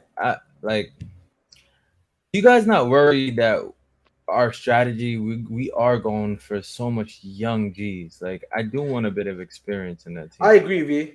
I understand that sentiment a lot. Like, I feel like it's cool, but we do need like experienced heads. Like, young players are like on and off-ish. You know what I mean? Yeah, he's 28. He mentioned 28, by the way, Oliver. So he's in his prime, bro. I was even talking about him. No. I was talking to Oliver quickly because I'm gonna ask you a question next time. Cool. Yeah, but one thing I would say to you is that I understand part of the stuff they're trying to do is like create a multi-club model where they can sell players for the majority of these young guys, right? I think as the squad is currently constructed, I think striker-wise, yes, you would want someone with experience as your striker head.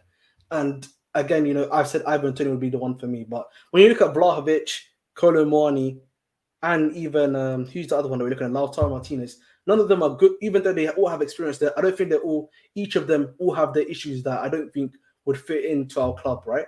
So that I'm just looking at it from each position. I think from the right wing perspective, who do you bring in? Like, I actually think from the winger perspective, do you have experience available to buy? Hear me out. Mm-hmm. Hear me out. All right, Dybala, I think, would have been perfect because he doesn't have to. These guys, we play one game a week. They don't got to play the freaking 90 minutes burn themselves. You got Dybala that could play both in the middle or on the right. Sometimes you need him. You got Zaha on a free PL experience. Him and Madueke could fight for position. Another hear me out. Sadio Mane. I don't think that Bayern season. Oh no. Hold on. Hear me out. Let it finish, guys. Let it finish. Hear me out. I don't think that you can't just say for one season that somebody is finished. No, Javi, it's not just one season. He's not been good since. He's not been as good since the Liverpool title win. Let Javi finish. No. I think that's false because even when they won those two, what was it? That last season that he played, right? There was the Capital One Cup double that they did over us. Yeah, they had to move him to striker because he wasn't good enough on the wing anymore. Yeah. But actually, they don't got a striker though. Yeah, and he was actually cooking us. So do you know what it is, Javi? And this is something that much like Salah, Mane a lot of the time relied on. I think particularly towards the end of his career, was relying on his pace and like his power. Essentially, he was very good with PMP essentially, and that's how he was able to do what he was able to do. I think when he went to Bayern, he had like the injury, and then like he's not really come back from that injury. He's not come back from that injury quite well. He's lost a step. He came back during the end of the season though, when Tuchel came. Like you know what I mean. And that I know what you mean. You see the hole that he left when Liverpool left. They're not as good without Mane. Mane did a lot of the dirty work. And the season he left, you got to remember, they still made it to the Champions League final, and he was one of their best players. I don't listen. I'm a big fan of Mane, but I do think Mane has begun to lose his legs. That's the point. But this is what I'm trying to say. We don't got to play this guy like every week in, week out. That's what I'm thinking. Like you're playing one game a week, you can keep him fresh. Like, you know what I mean? And you don't have to play him the whole game. You got young G's like Madueke and Mudryk to come in. You know. But okay, let's say so. You said I think Dybala would have been I agree somewhat to Dybala, but the issue with Dybala again is the injury record. Because like, listen, don't get me wrong, it would be all a lovely job to have this guy, have him do what he does best. But if he just takes one knock, you know what the Premier League's like, particularly physically wise, Dybala is gonna get injured like almost straight away, bro. Like, let's not get it twisted. I love Dybala, by the way. I'm a big fan of his as well. So. But that's the worry for me when it comes to Dybala. This is the thing again. We're not playing like. But no, it's not even that we're playing in week out, Javi. I just think for me, knowing the type of player Dybala is and the physicality of the league, do you not think that he could get injured in the first game? Because we know how physical these PL defenders are, bro.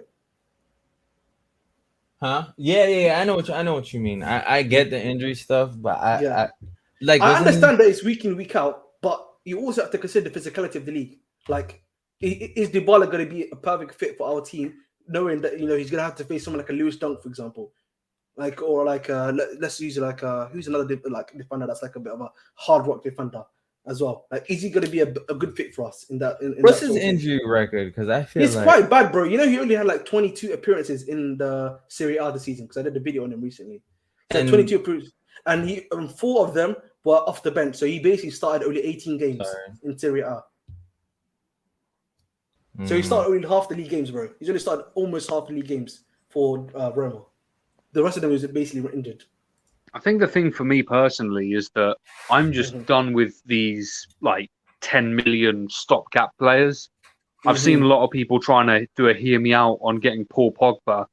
Absolutely not. We were supposed. On Twitter, a lot of people have trying to be doing their hear me outs on Paul Pogba. I'm sorry, no.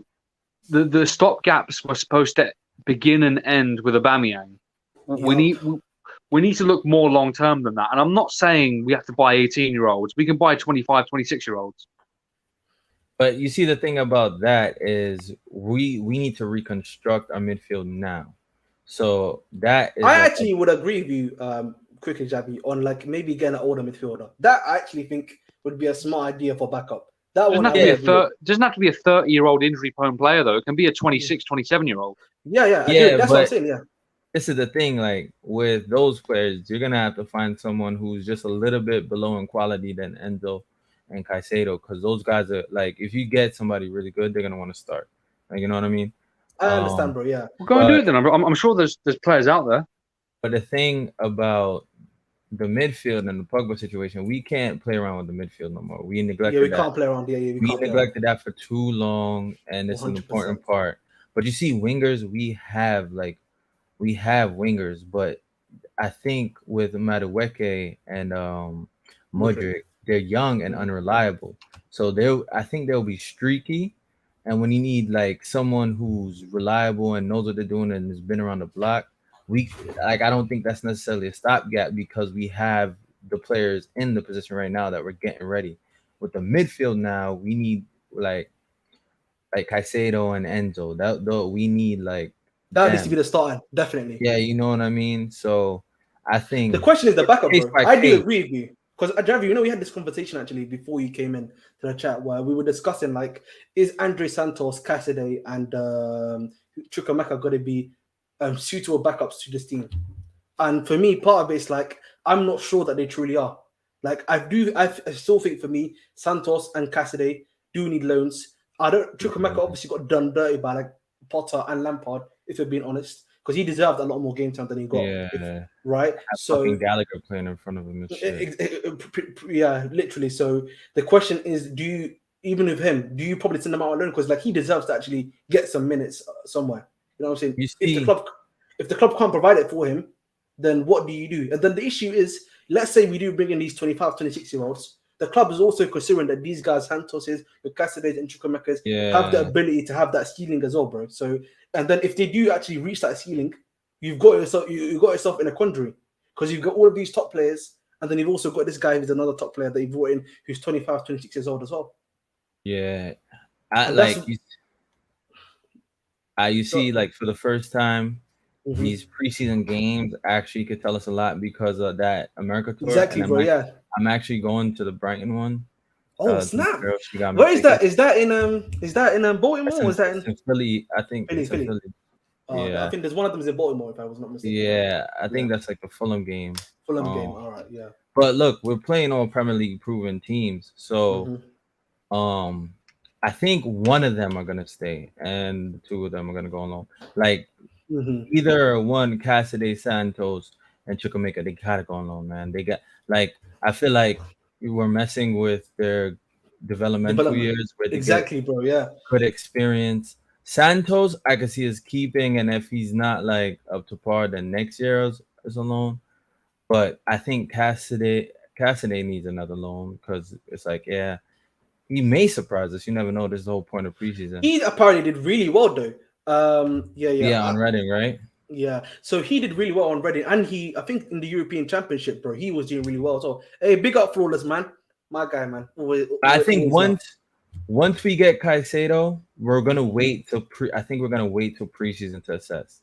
No, I agree with you. Yeah, we're gonna get Caicedo, and we're gonna see how these guys fare in the preseason, and say, okay, we could go with this. I think a lot of positions are going to be like that. Like we need, no matter what, we need Caicedo done before we go to America. I don't know. 100%. I agree with you, bro. If you can get Caicedo done, and then you can probably get the Turkey deal done, because I think Turkey deal has to happen either way. The backup 10 is like as a no necessity in my eyes. I don't know if you disagree with that, but like we don't have another backup 10 in the club. So yeah. So if we can get Caicedo and Turkey done, then I feel Caicedo more importantly than if you can bring Turkey, along the plane, maybe in the first week of preseason. I think that's fine. But other than that, do you not think though that we need a backup right winger? Because I know that the club. That's my whole argument this whole time.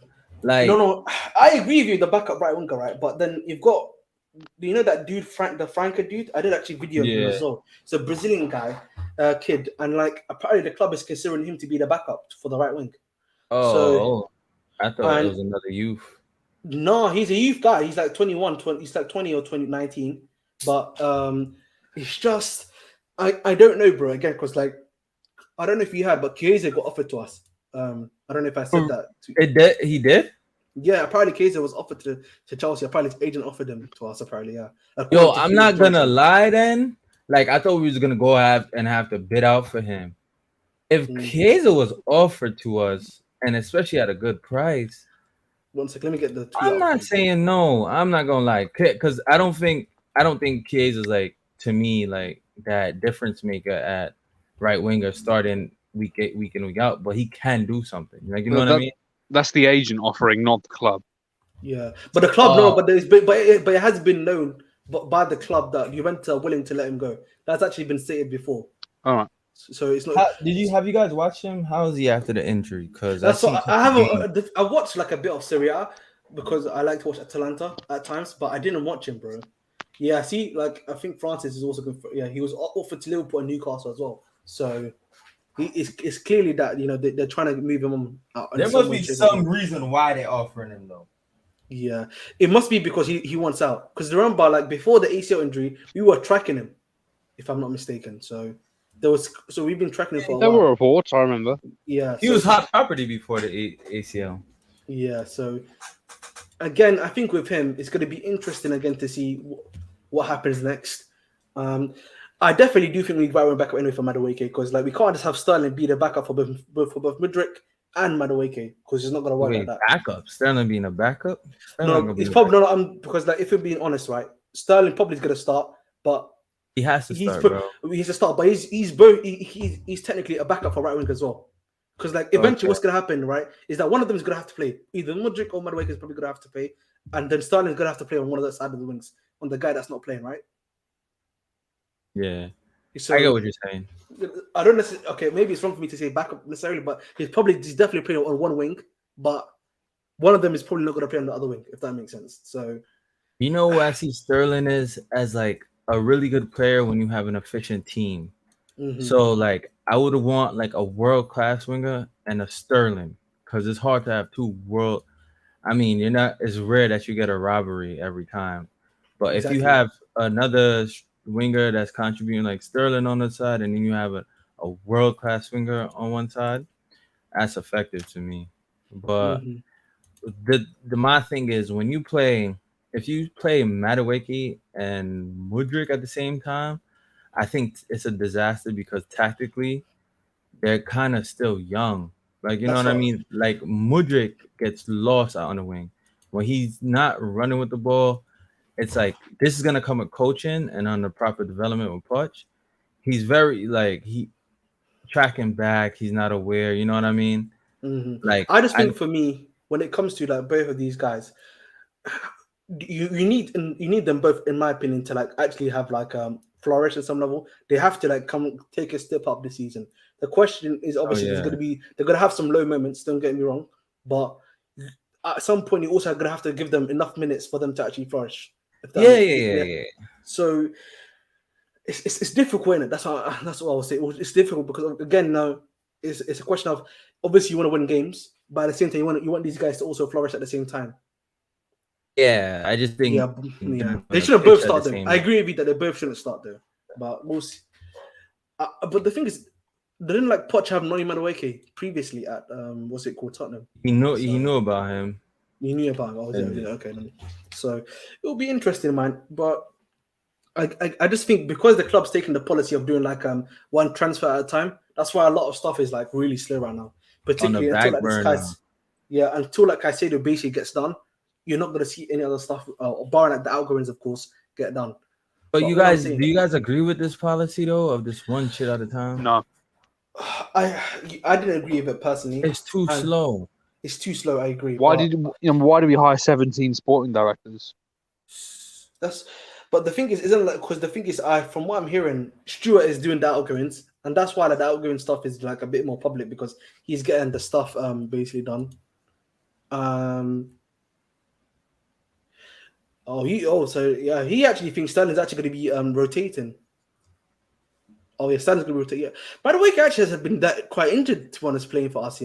Because like I know PSV has been quite injury, but they've been like muscle injuries. So I'm quite surprised he hasn't been that that injured at Chelsea, to be honest. But then again, he hasn't played that many games, so that might be that as well. But you know what he reminds me of? Those players that need to be at 100, feel like they're 100 to play. Like, you know what I mean? Like, you had those guys like Sturridge. If he felt a little niggle, he's not playing. Like, you know what I mean? Yeah. Because he does probably get kicked a lot because he could beat players and exactly. He was a very good dribbler, man. Salah was a great dribbler. So I like his attitude too. I was like he got skills, so I don't complain because Conor Gallagher got a good attitude, but he's ass. He actually can. Whatchamacallit? This guy can back play. up. He can back up what he can do with skills. He's just raw. Like I actually think they've been managing his minutes well. Yeah, I feel like until like he can play 90 minutes football, him playing 60 minutes actually makes the most sense because like Madueke only plays 60 minutes for the football club, right? Even the Euros under 21s, he's only been playing 60 minutes. He gets gassed. Yeah. And then this is what happens. He starts slacking defensively. Like if you don't have a proper setup, like if you don't have players like Conte who do that extra work for you, like I was commenting, it's detrimental to the team because they start building up attacks and your right back, whoever you're coming in, has to deal with two extra players. You need pacey eights, bro. You need pacey eights. I'll be real. Guys that can use their pace to cover the ground. Yeah, like the thing is, unironically, Gallagher would actually be good at that. The problem is, like, he's just not his style of play. You know what I mean? Man, you know that's the irony. It's the irony because I actually understood Tuchel's school of thought of the fact that because he's got such a crazy engine that he can run around the pitch that he could probably be a good replacement for Kante in that sense. I actually understood that initially, but the build-up play is not there though. Yeah, exactly. That's the thing. It never will be. Yeah, it never will be. Right? Like, I don't get people saying, "Oh, Gallagher has developed." There's certain things at this age that you ain't developing. Bro. This is the thing. Kante is a very technical player, and people don't credit him a lot for that, but he is, and he knows where to be. He knows how to use the ball. Gallagher doesn't. He never will. Yeah. His spatial awareness is so bad. Like, for midfielder. Definitely, bro. Declared has got a special mention for you, Javi. He said, "Man, Javi has done a pretty depressed since Mount has left the club. Hang in there, mate. We'll get back." So, what are you Mount fan? Yeah, I'm just kidding, sorry. Nah, whatchamacallit? Because that's Declared. That's Mount's boy.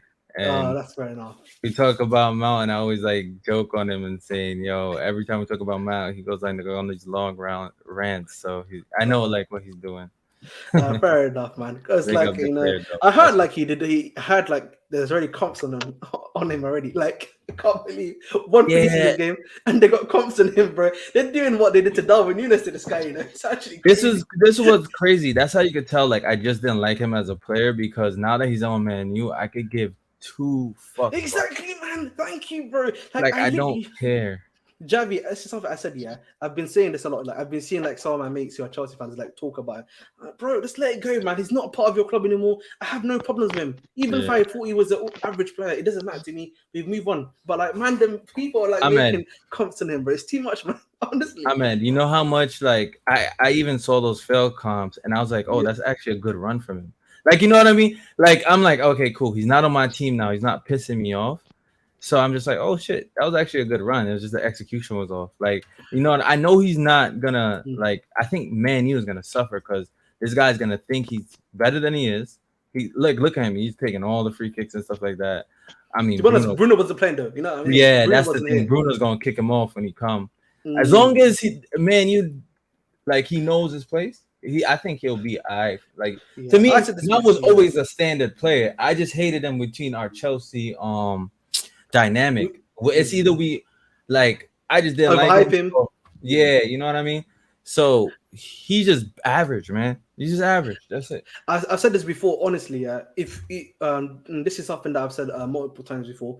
Tuchel, the reason why he worked so well under Tuchel is because Tuchel gave him the instructions. As long as he gave him instructions, he will follow them to the T, and he will actually play really well. Right. Yeah, that's it. And I think Ahmed, that's why when they be like, yeah, look, coaches play him all the time. I'm like, bro, he's a coach's dream in a sense that if a coach gives you instructions, you're gonna follow it. What coach is not gonna like you like that? You know what I mean? And you know what you're getting from Mount. Like there's players like you don't know what you're getting. So when picking a team, it's just easier to be like, yeah. I love that. I love that coaches always play him argument, because you could say the same thing about Jorginho, but you know those guys don't want to advance that argument, do they? Right. Fair enough. But quickly, Thebe. So the reason I would say the difference between both Gallagher and Cole was two things. Cole actually proved it twice, because he was at Huddersfield, right? The season before, when they went to like the conference, when they went to like when they were in the championship, and he went with that club all the way to the playoffs, and people were raving about him back then. And then obviously Tuchel wasn't too fond of him for some reason, and he had an injury as well. Yeah. Just want to point that out, because a lot of people are bagging on Thomas Tuchel. He had an injury at the same time, so it was a bit of both. Yeah, and then obviously went to Brighton, and he really played, I think, towards the middle and the end part of the season. Excuse me, for Brighton, and then he started cooking there. So I think that's the difference. I think actually with Cole, he's also done really well in the under-21s European Championship. So he's been clearly he's got a level. He's been improving, and he looks a much better player for it. And then at the end of the day, bro, Liverpool don't go for you. Man City is not waiting for you, bro. So. And we can use our eyes, bro. We can watch and see that a kid has quality. Like, I'm not a Cubbins fan like that, but I think this is one we absolutely keep, because even De Zerbi, I think De Zerbi's going so hard for him. He said you're not gonna really find like people with Colwell's attributes, and for his age, I feel like he's reading the game, because that's the part that takes time as a defender. You're reading of the game and knowing where to be, and I feel like at his age, he got that. I mean, obviously he still needs work, but of course he got that already. Like, he's technical, he's not afraid to play high. You could drop him in either high press, deep block. He's good in the air, decent pace for a center back. And the thing that really stands him out is his ball playing ability. Like, we can sit here and watch Gallagher week in, week out and say, yo, this guy's shit. Like, you know what I mean? Like, we could see with our own eyes. There's only the problem with us Chelsea fans is we hold on to like emotional stuff too much. Like, oh, he's part of the academy and all that. He works hard, but at the end of the day, this is down to business. We need if you're actually talented. And people don't forget, Gallagher had 2 good loans in the Prem. Yes, he did. That's what I'm saying to you. That's what made it worse for. I think that's what made it worse for Connor, because like I actually had expectations for Connor. I was a big fan for Connor. Like Oliver can tell you, I was saying he might be cooking. You know, at the beginning of last season was a big fan. I think we all have.